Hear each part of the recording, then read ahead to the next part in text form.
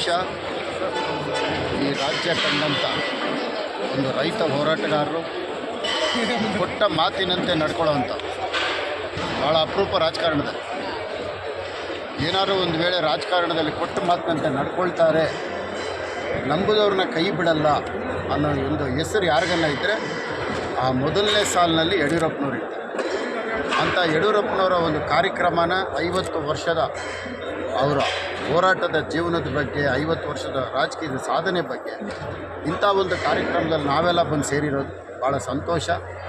ಇದನ್ನು ನೋಡೋವಂಥದ್ದೇ ನಮ್ಮ ಭಾರತೀಯ ಜನತಾ ಪಕ್ಷದ ಎಲ್ಲ ಕಾರ್ಯಕರ್ತರು ಸಹ ಹಬ್ಬದ ವಾತಾವರಣ ಆಗಿದೆ. ಭಾಳ ಸಂತೋಷ. ಪಂಚರಾಜ್ಯಗಳಲ್ಲಿ 3 ರಾಜ್ಯದಲ್ಲಿ ಬಿಜೆಪಿ ವಿಜಯ ಪತಾಕೆ ಹಾಕಿದೆ. ಅದರಲ್ಲಿ ಪಶ್ಚಿಮ ಬಂಗಾಳ ವಿಶೇಷವಾಗಿ ಪಂಚರಾಜ್ಯ ಚುನಾವಣೆಗಳಲ್ಲಿ ಭಾಳ ಪ್ರಮುಖವಾಗಿ ಪಶ್ಚಿಮ ಬಂಗಾಳ ಅದು ಒಂದು ರಾಜ್ಯ ಅಂತ ಹೇಳೋದಕ್ಕಿಂತ ಒಂದು ದೇಶಕ್ಕೆ ಹಿಡಿದಂತಹ ಒಂದು ಕೆಟ್ಟ ವ್ಯಕ್ತಿ, ಕೆಟ್ಟ ಪರಿಸ್ಥಿತಿ ನಿರ್ಮಾಣ ಮಾಡೋಕ್ಕೆ ಹೊರಟಿದ್ದಂತಹ ಒಂದು ಅಲ್ಲಿ ತೃಣಮೂಲ ಕಾಂಗ್ರೆಸ್. ಅದನ್ನು ಕಿತ್ತಾಕಿರೋದು ಇವತ್ತು ದೇಶಕ್ಕೆ ಒಳ್ಳೆಯದಾಗಿದೆ. ಬಹುಶಃ ಅದನ್ನು ಇಲ್ಲೇ ಬಿಟ್ಟಿದ್ರೆ ಹಿಂಗೆ ಇನ್ನೊಂದು 5-10 ವರ್ಷದಲ್ಲಿ ಇಡೀ ಅರ್ಧ ಭಾರತಕ್ಕೆ ಹಬ್ಬೋಗ್ಬಿಡ್ತಾಯಿದೆ. ಅಂಥದ್ದನ್ನು ಇವತ್ತು ಹೇಳಬೇಕು ಅಂದರೆ ಪಶ್ಚಿಮ ಬಂಗಾಳನ ಕ್ಲೀನ್ ಮಾಡಿದೆ.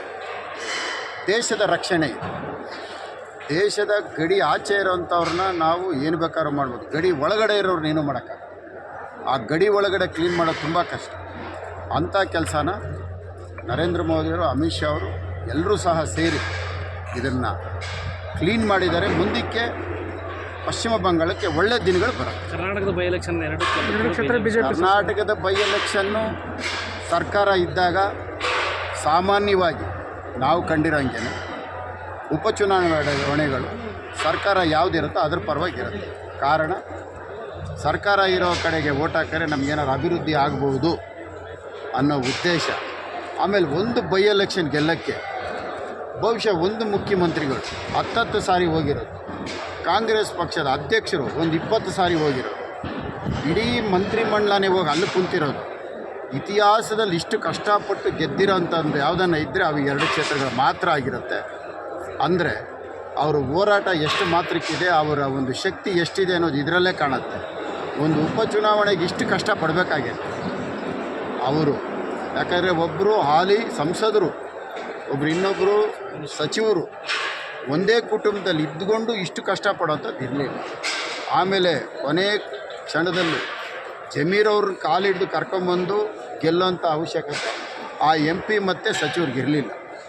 ಅವತ್ತು ಜಮೀರವ್ರು ಕಾಲಿಡ್ದಿದ್ದಕ್ಕೆ ಅವ್ರು ಬಂದಿದ್ದು. ಅವ್ರು ಕಾಲಿಡ್ಕೊಂಡಿಲ್ಲ ಅಂದರೆ ಅವ್ರು ಬರ್ತಾರೆ. ನೀವು ದಯವಿಟ್ಟು ನಿಮ್ಗೆ ಹೇಳಿರೋ ತಪ್ಪಾಗಿದೆ, ನಾವು ನಿಮ್ಮನ್ನು ಏಕವಚನದಲ್ಲಿ ಮಾತಾಡಿರೋ ತಪ್ಪಾಗಿದೆ. ಹಾಗಾಗಿ ನೀವು ಬಂದು ನಮಗೆ ಇಲ್ಲಿ ಮತಯಾಚನೆ ಮಾಡಬೇಕು ಅಂತ ಕೇಳಿದಾಗ ಆದರೂ ಜಮೀರ್ ಭಾಳ ಬುದ್ಧಿವಂತಿಕೆಯಿಂದ ಮನೆಗೆ ಹೋಗಿ ಊಟ ಮಾಡ್ಕೊಂಡು ಹಂಗೆ ಹೋಗ್ಬಿಟ್ಟು ಎಲ್ಲೂ ಒಂದು ಕಡೆನೂ ಅವರು ರ್ಯಾಲಿ ಮಾಡೋದಾಗಲಿ ಓಟ್ ಕೇಳೋದಾಗಲಿ ಏನೂ ಮಾಡಿ ಅವ್ರು ಕಾಲಿಡ್ದು ಬೇಡ್ಕೊಂಡಿದ್ದಕ್ಕೆ ಮನೆಗೆ ಬಂದು ಊಟ ಮಾಡೋಗಿದ್ದಾರೆ ಅಷ್ಟೇ.